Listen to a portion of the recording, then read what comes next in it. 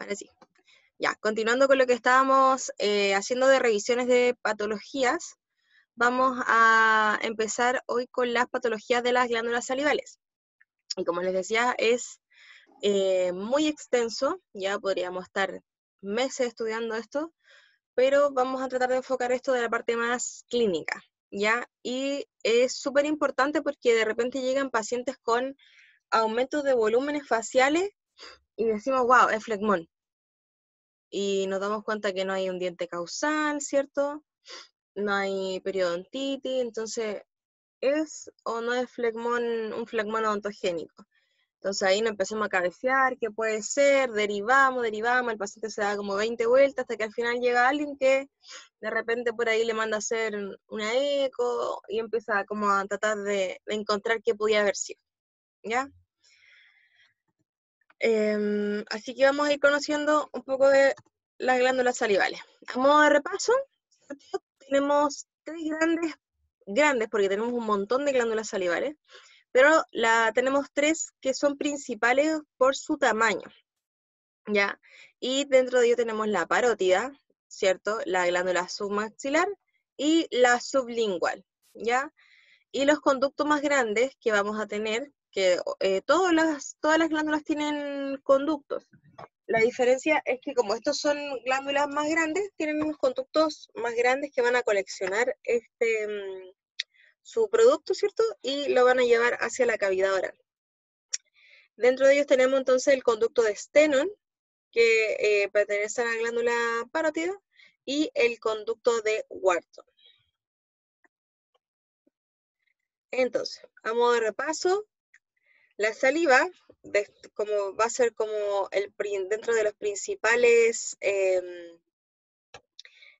componentes que nosotros debiésemos conocer, ya que nosotros trabajamos directamente en la boca, ya es indispensable en la cavidad oral porque tiene dentro de todas sus funciones, tres funciones que son las principales. Una, que es defensiva por su función mecánica y mediante anticuerpos, digestiva, debido a que lubrica el alimento y posee enzimas en su digestión, y fonética, ya que su capacidad de lubricar permite una correcta fonoarticulación, ¿ya? En la defensiva también podemos considerar el efecto buffer que tiene la saliva para que nos ayuda, sobre todo a nosotros, bueno, todos los pacientes, pero nos ayuda a que podamos controlar las caries, ¿cierto? O las enfermedades orales al haber una lubricación constante, ¿cierto? Que el paciente se traga literalmente los restos de comida también, ¿ya? Para que hagan ahí un repaso.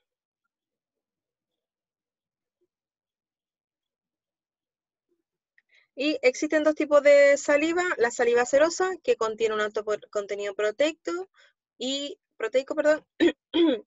es de consistencia más fluida. Y luego tenemos la saliva mucosa, que presenta características de protección y que es más viscosa y densa, ¿ya? Esto es por la presencia de mucina. Importante, valores de salivación normal. Estimulada, ¿qué significa eso? De que ¿a quién no le ha pasado que va pasando por algún lugar y siente olor a pollito asado, ¿cierto? O algo que les gusta y dice, hoy se me hizo agua la boca. Ya, eso es porque hay una salivación estimulada, ¿cierto? Y eso correspondería a 1.2 a 2,5 ml por minuto. Y tenemos la saliva en reposo, ¿ya? Que lo normal va a ser de 0,3 a 0,6 ml por minuto. A modo de repaso, entonces tenemos las glándulas salivales mayores, la parótida, la submandibular y la sublingual, y las glándulas menores. Repasando, la glándula parótida es la más grande, ya es la más voluminosa, y se va a ubicar debajo del arco cigomático, adelante de la apófisis mastoide. Si lo viéramos en una vista lateral, tal vez pudiésemos verla. Ya. Detrás de la rama mandibular, relacionándose con las ramas principales del nervio facial. Acuérdense que el nervio facial lo atraviesa. Produce entonces saliva serosa y entre el 30 y el 45% de la saliva total pertenece a la saliva que crea o fabrica la glándula parótidas. Y va a vertir su contenido a la cavidad oral a través de este conducto, ¿cierto? Que lo podemos encontrar a nivel del segundo molar, y se llama conducto de Sten. De la submandibular, perdón, de la parótida también es bilateral, ¿ya? Es de menor tamaño y va a producir menor cantidad de saliva, ¿ya?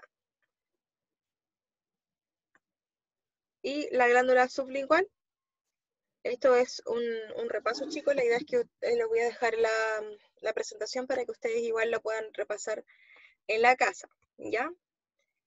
Y luego tenemos la glándula sublingual, que es más pequeña, ¿ya? Y produce tipo de saliva mucosa.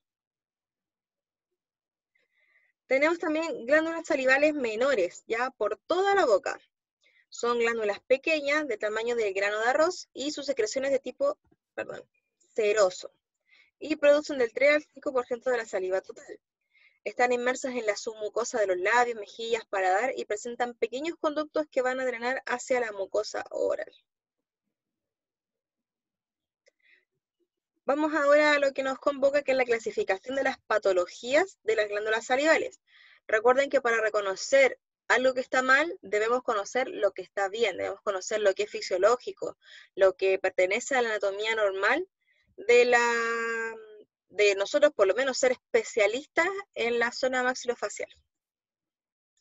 Entonces, tenemos las patologías inflamatorias de las glándulas salivales. Dentro de ellas tenemos las parotiditis infecciosas, bacterianas y virales, la submaxilitis, quistes de retención mucoso, fenómenos de extravasación mucosa y cialometaplasia necrotizante. Estas son dentro de las patologías que vamos a estudiar, son más frecuentes. ¿Ya? ¿Alguno de ustedes conoce o ha visto alguno de estos? ¿O ha tenido alguno de estos?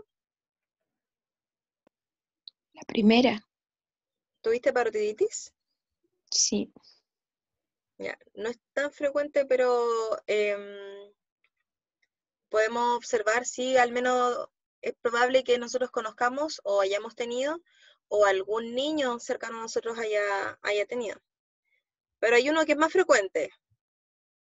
Lo que pasa es que no está con el nombre que probablemente lo conocen. Y es el fenómeno de extravasación mucosa. Y dentro de ellos vamos a encontrar el mucocele. Patologías autoinmunes, el síndrome de Sjögren, que genera para nosotros sí un problema, ya cómo solucionamos este problema a nuestros pacientes, ya que va a afectar la secreción de las glándulas salivales y también de la conjuntiva de los ojos. Ya vamos a ir viendo todas las patologías que estamos viendo acá. Y alteraciones funcionales de las glándulas salivales, hiposecreción salival, hipersecreción salival y síndrome de boca urente. Y luego ya tenemos las neoplasias benignas y las neoplasias malignas. Vamos a ver las patologías inflamatorias. La primera, parotiditis, ¿ya? Es la inflamación infecciosa de glándulas parótidas, como dice su nombre, ¿cierto? Y podemos encontrar tres entidades: la epidémica, aguda supurada, y la crónica recurrente.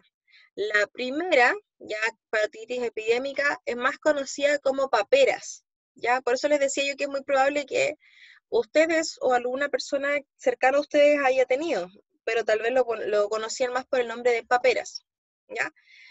Representa la mayoría de los casos de parotiditis aguda, se desarrolla principalmente en la infancia y en la adolescencia, y su agente etiológico es una familia de Paramoxiviridae, el Myxovirus parotiditis, y es altamente contagiosa a través de la saliva, teniendo un periodo de incubación de 12 a 25 días. ¿Te has dado cuenta que la saliva lleva a todos los bichos? Por eso es que los dentistas tenemos que tener harto cuidado con los EPP, y generalmente ya teníamos harto cuidado dentro de la rama del área de salud. Los dentistas eran los que tenían más cuidado con equipos de protección personal, y hoy día ya está mucho más estandarizado. Al principio, cuando empezó este tema de la pandemia, empezamos a trabajar con esa full face, que estábamos pero tapados así como hasta la oreja, y a medida que ha ido avanzando la evidencia científica, no es que nos hayamos relajado, pero ahora estamos trabajando con conocimiento. Entonces, le bajamos un poco al perfil al aerosol tal vez, ¿ya? Y ahora tenemos cuidados, igualmente tenemos cuidado, pero nos dimos cuenta que tal vez no era tan necesario estar con la full face y estarse ahogando literalmente con esa mascarilla, porque si uno la ocupa mucho rato, sí empieza a generar hipoxia y uno salía un poco mareado de la consulta. Ya, volviendo a la parotiditis, es una infección adquirida a través de la vía respiratoria o vía aérea, ¿ya? Un paciente con paperas infeccioso de 3 a 5 días antes del inicio de los síntomas y hasta 4 o 10 días después de que se han desaparecido debido a la presencia del virus en la saliva, el cual también se encuentra en la orina y sangre, ¿ya? Y la mayoría de los casos se presentan en niños y algunos lo podemos ver en la adolescencia. Características clínicas, mayoritariamente hay una tumoración. Recuerden que tumoración no tiene que ver con neoplasia. Tumoración es un aumento de volumen. Y entonces va a haber un aumento de volumen, una tumoración, ¿cierto? Y puede ser unilateral. No es necesario que se presente en los dos lados. Es dolorosa y puede también comprometer las glándulas submandibulares. Y obviamente si hay una inflamación a nivel de las parótidas y en grande, puede presentarse trismus, ¿ya? También puede presentar fiebre menor a 40 grados Celsius. Vamos a ir. Cuando la infección se presenta en jóvenes postpubertad, puede ofertarse un epididimo orquitis presentando una tumoración y dolor en los testículos. Eso es el epididimo orquitis, que en raras ocasiones genera esterilidad. ¿Han escuchado que hay que tener cuidado con las fiebres en los niños, en los varones, en los niñitos? Ya, porque cuando están fabricándose, por así decirlo, los espermios, son muy susceptibles a los cambios de temperatura. Entonces, una fiebre alta pudiese generar esterilidad, ¿ya? Otra de sus complicaciones es la afección al sistema nervioso central, pudiendo generar meningitis. En general, una inflamación puede pasar una infección, entonces puede fácilmente una parotiditis, si es que no es controlada a tiempo, pudiese generar infección, ya eso es lo que va a generar la fiebre, ¿cierto? Y esto se nos va a ir por los espacios y puede generar entonces meningitis. Ya funcionaría igual que la diseminación de las infecciones que estudiamos en cuarto. El diagnóstico se realiza fácilmente por los antecedentes clínicos, test serológicos y cultivos ay, se me corrió. Y cultivos del virus de la saliva. Ya el tratamiento, no existe ningún tratamiento específico hasta la fecha, se recomienda reposo, dieta blanda y abundante en líquidos, y analgésicos y antipiréticos. ¿Ya? Obviamente esto en un estadio inicial, si ya después se comprometen otro espacio, hay que dar antibioterapia. Y en general se ve un aumento de volumen, ¿cierto? En este caso también estaría afectando a la glándula submandibular. Un signo que podemos observar cuando hay parotiditis es que se nos levante el lóbulo de la oreja. Por el aumento de volumen que se genera acá, entonces se levanta así el lóbulo de la oreja. Tenemos otros tipos de parotiditis, los vamos a pasar rapidito más que nada para que los conozcan, ¿ya?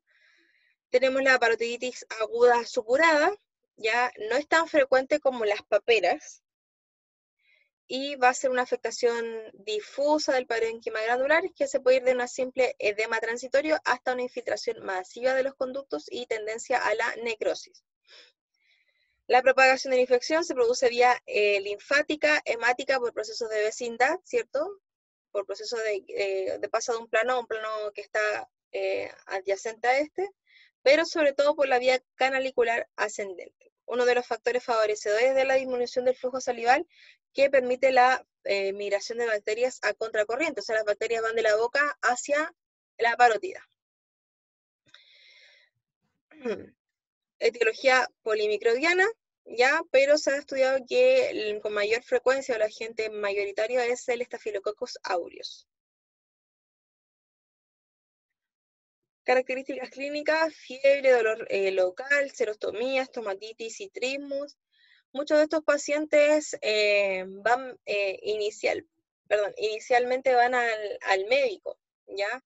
Pero si hay varios casos, la semana pasada me llamó un colega porque le llegó un paciente, pero estaba afectada la glándula submandibular, ¿ya? Así que tampoco es algo como que no vayamos a ver, sino que tenemos que estar claros de que podemos recibir este tipo de pacientes y tenemos que saber qué hacer, ¿ya?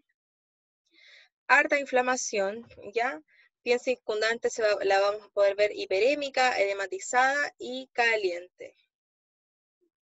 Tratamiento, el manejo general común es como cualquier otra infección, ya por lo tanto se iría con antibioterapia, de amplio espectro, vía parenteral y antiinflamatorios. Ya pensemos que algunos pacientes no pueden abrir la boca, por lo tanto la vía de elección sería la parenteral. Higiene bucal meticulosa y en pacientes en mal estado, hidratación y corrección del balance electrolítico. Y en caso de formarse un absceso se realiza generalmente un drenaje. ¿Ya? Entonces, esta sería una infección de las parótidas y por lo tanto acá estamos viendo una supuración a través del conducto de esteno. Y parotiditis crónicas recurrentes se caracteriza porque constantemente está haciendo el paciente parotiditis. Ya generalmente es unilateral y aunque puede ser bilateral, suele ser más llamativa en una de las dos glándulas. Es autolimitada, pues dura de 4 a 7 días por episodio y desaparece después de la pubertad. ¿Ya? Suele presentarse en menores, ¿cierto? Entre 3 a 6 años. Y el patrón no es con frecuencia, así como que le dé cada 2 meses, cada 3 meses, no. No hay un patrón de frecuencia en cuanto a eso. Y predominancia en hombres. Características clínicas, también vamos a ver inflamación, está generalmente unilateral. Se presenta asociado hacia la ectasia no obstructiva de la glándula y se caracteriza por un aumento de volumen y sensibilidad sin signos de infección aguda y el dolor es repentino y se mantiene. Tratamiento debe basarse en antiinflamatorios y analgésicos. Hay un signo de sobreinfección bacteriana que se asociará a tratamientos antibióticos y se recomienda el uso de mucolíticos en pacientes durante periodos agudos de la enfermedad. ¿Conocen algún jarabe mucolítico?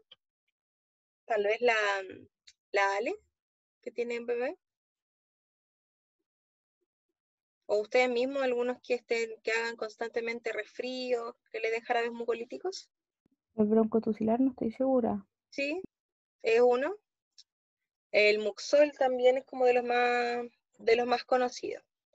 ¿Ya? Y el mucolítico debiera diluir esta secreción salival, facilitando entonces el drenaje, disminuyendo entonces el dolor y el aumento de volumen, perdón. Entonces, en general vamos a ver imágenes así, que están asociados a la zona posterior, ¿cierto?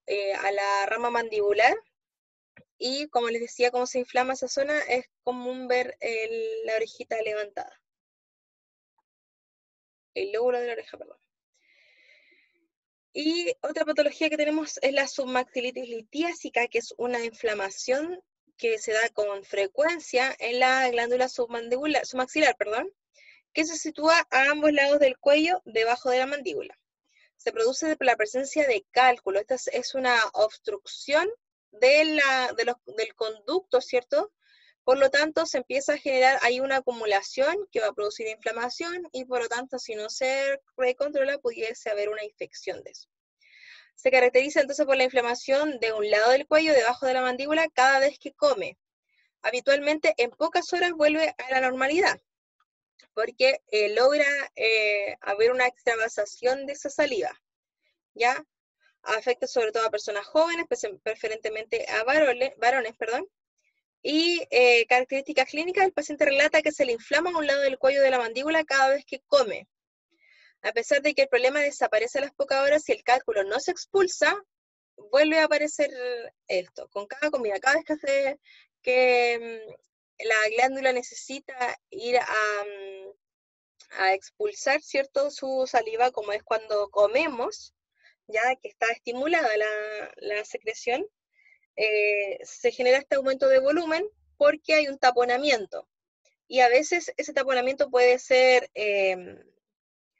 de momento, y el tapón, ¿cierto? El cálculo se logra expulsar, y si no, ese taponamiento se vuelve o sea, tapa literalmente la glándula salival. Es una patología benigna y generalmente no necesita tratamiento cuando son episodios aislados, pero el episodio puede resolverse en periodos cortos de pocas horas o ser más persistente y requerir ir al médico para que se le dé antiinflamatorio y antibiótico para evitar la sobreinfección. Cuando hay episodios muy recurrentes, el tratamiento quirúrgico quitando la glándula es el indicado debido a que no repercute mucho en el paciente. Entonces, generalmente este es unilateral, ya, porque se tapa el conducto, ya, de uno de los dos lados, y podemos ver este aumento de volumen en la zona submaxilar. Quiste de retención mucoso, también lo podemos conocer como quiste ductal mucoso o cialoquiste, pero creo que en general en Chile se conoce más como quiste de retención mucoso. Lo tenemos que diferenciar del mucocele porque este es un quiste, ¿ya? El mucocele no es un quiste. Entonces, es una cavidad revestida por epitelio ductal glandular. Recuerden que el quiste tiene un revestimiento, ¿ya? Se forma a partir de la dilatación del conducto, secundaria a la obstrucción de este, provocado por un cielolito o por un tapón mucoso. En otros casos representa un quiste del desarrollo. Su localización principal es a nivel de la glándula parótida, seguido de la submandibular y glándulas menores, y se debe descartar un traumatismo que se genere por un trauma. Es más frecuente en adultos de la tercera y octava década de vida, aunque pueden aparecer en cualquier edad y sexo. Se caracteriza por un aumento de volumen lento, asintomático de la zona de la parótida o submandibular. Intraoralmente se observa en relación a la ubicación de glándulas salivales menores, un aumento de volumen es lo que podemos ver. Dan apariencia similar a un mucocele, caracterizado por un agrandamiento localizado de color azulado o similar a la mucosa y de consistencia firme o fluctuante. Tratamiento, cirugía, ¿ya? Son generalmente muy conservadoras, se retira este quiste y generalmente tenemos que conversar con el paciente y decirle que pudiese haber recidiva, aunque en el quiste, al tener una cápsula, es menos frecuente, por ejemplo, la recidiva que en el mucocele, ¿ya? Si ustedes ven esto, pareciera ser la misma forma del mucocele, que es como más circunscrita, ¿cierto? Que tiene un aumento de volumen y se ve un poquito más brillosito. En este caso, en esta foto no se nota tanto. Es probable que el paciente vaya y diga, doctor, siento una pelotita en el labio. ¿Y cómo lo vamos a diferenciar del mucocele? Una de las características es a través de la histopatología. Y luego tenemos el fenómeno de extravasación mucosa, y aquí vamos a tener el famoso mucocele. Y la otra variante es la ránula. El mucocele es un aumento de volumen de tejido conectivo, principalmente generado por la acumulación de mucina, ya por un conducto de la glándula que se rompió, ¿cierto? O se obliteró, ¿ya? Pero corresponde a una glándula salival menor. Vamos a ver después la diferencia con la ránula. Se ubica en los labios principalmente, en el labio inferior, y generalmente está asociado a un trauma, ¿ya? O el paciente se mordió o se pegó, ¿ya? Y pueden aparecer en la cara interna de la mejilla, en la cara anterior y ventral de la lengua, y en el piso de boca. Cuando aparece en el piso de boca lo vamos a conocer como ránula. Entonces aquí está la glándula salival, ¿cierto? Y en su conducto pudiese romperse o obliterarse, lo que va a hacer que su contenido se vierta y genere este aumento de volumen. no producen en general una obstrucción total del flujo salival, ¿ya?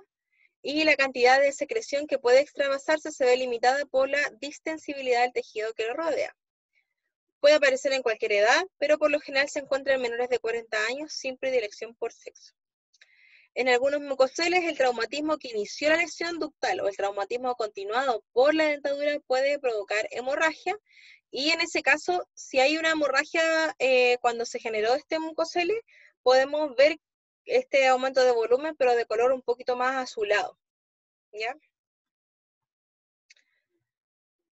Características clínicas, importante que va a variar entre 1 a 10 milímetros, y en cuanto al tratamiento, la resección quirúrgica es lo que más se realiza, ya que no hay otra forma en realidad. Y es más fácil sacarlo cuando está activo, cuando está así. Generalmente esto el paciente se lo va a morder, se va a romper y se va a volver ya no se va a ver este aumento de volumen, ¿ya? Y ahí es más difícil poder sacarlo completo. Es más fácil cuando está activo. Y como son glándulas menores, podemos encontrar esto así bien circunscrito, que puede ser de una sola glándula, o podemos ver, en caso de que el paciente se haya mordido, por ejemplo, haya recibido un trauma también, podemos ver que se presenta en más de una zona. No es un quiste, ya no hay un revestimiento y no hay, o sea, no está constituida por una epitelización, para que hagamos recuerdo de que los quistes están formados por también son un aumento de volumen, pero está epitelizado, ¿ya? Todo su contorno, ¿ya? Y adentro tiene un contenido también líquido o acuoso. Tratamiento lo conversamos que puede ser quirúrgico, aunque algunos pudiesen remitir solitos, pero siempre está la opción de que puedan volver a aparecer. Y tenemos luego la ránula, o también se le puede encontrar en la literatura como mucoceles plunging. Es un tipo de mucocele, ¿ya? Pero este se presenta en el piso de boca. Y como el piso de boca, ¿cierto?, nos genera menos resistencia, tiene una característica clínica mucho más, mucho más grande, ¿ya? Entonces, intraoralmente podemos ver este aumento de volumen, ¿cierto?, en la zona del piso de la boca, y también lo vamos a poder ver extraoralmente. Si se dan cuenta, es bastante grande, generalmente es asintomático, ¿ya? Y la resección quirúrgica también va a ser la cirugía de predilección.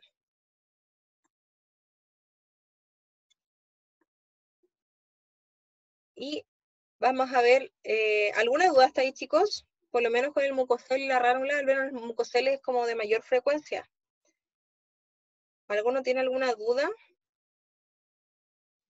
No, Doc. ¿Les ha tocado ver algunos? ¿O tener? A mí no. ¿Nadie tiene un mucocele? Yo vi un mucocele. ¿Lo viste? ¿Ya? Lo toqué. ¿En un paciente? Sí, pero no mío, cuando trabajé de asistente dental. Ah, ya. ¿Y lo sacaron? Sí, pero no estuve yo en la cirugía. O sea, no Ya. estuve yo. Lo vi cuando llegó el paciente con el motivo de consulta. Ah, ya. Genial. Al menos pudiste verlo. Voy a traerles Sí. un videito para que podamos ver cómo es la resección, ¿ya? Dentro de todas las patologías que vimos, el mucocele es de mayor frecuencia, ya, para que igual ustedes, si es que no van a sacarlo ustedes mismos, si es que no se sienten preparados, la verdad es que cuando uno sale de pregrado es difícil que uno esté preparado para eso porque no se hace. Pero tal vez si ustedes hacen cuando hagan su internado, si lo hacen en un hospital o en una zona rural, es probable que se haga. Y ahí después ustedes pueden ir aprendiendo, ¿cierto?, de la técnica quirúrgica para poder hacer la resección, ¿ya? Así que les voy a traer un videito para que lo podamos ver.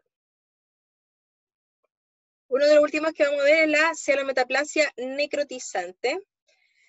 Es una enfermedad inflamatoria, autolimitada y benigna que afecta a las glándulas salivales menores.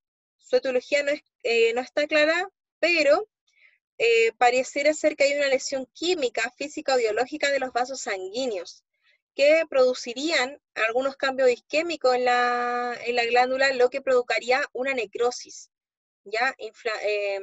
También se presentaría con inflamación y pudiésemos observar intentos de reparación. Secundariamente, entonces, induciría metaplasia con cambios en los ductos y tejido de cicatrización. Características clínicas: puede presentarse como un nódulo firme, eritematoso de varios centímetros que suele ulcerarse. Las lesiones suelen ser dolorosas y pueden provocar parestesia por compresión de los nervios. Presenta un aspecto crateriforme de bordes indurados y bien delimitados, ubicado comúnmente en el paladar, pudiendo ser bilateral. Las recidivas no son frecuentes y la importancia de esta afectación radica en su aspecto clínico y que algunas de sus características histológicas se asemejan a neoplasias malignas. Tratamiento: se debe evitar ser agresivo con procedimientos quirúrgicos debido a la autorresolución de 3 a 12 semanas. La terapia sintomática es la de elección. Cuando hablamos de terapia sintomática, hablamos de que vamos a tratar al paciente con analgésico y antiinflamatorio, ¿ya? Además, se busca minimizar el riesgo de infecciones. Entonces, si ustedes ven esto, podemos observar, ¿cierto?, un aumento de volumen en glándulas salivales menores que podemos encontrar en la zona del paladar, y podemos encontrar estas zonas de necrosis cuando ya está un poco más avanzado. En general, chicos, el paladar tiende a reparar muy rápido, es una zona maravillosa, lo que ustedes le hagan, él repara súper rápido, generalmente no genera tampoco un dolor tan agudo, como de repente pudiésemos hacer cosas más pequeñas en otras zonas de la boca que van a ser mucho más alaracas, por así decirlo. Entonces, si nosotros vemos una zona que se está empezando a necrosar, podemos tratarlo con antisépticos. Ya tenemos que obviamente evaluar al paciente y ver si tenemos que tratarlo también con antibioterapia, pero no siempre es necesario ir a hacer la cirugía. Ahora, cuando observamos esto, es mejor derivar porque hay que hacer un diagnóstico diferencial con otras patologías que pueden ser ya más graves.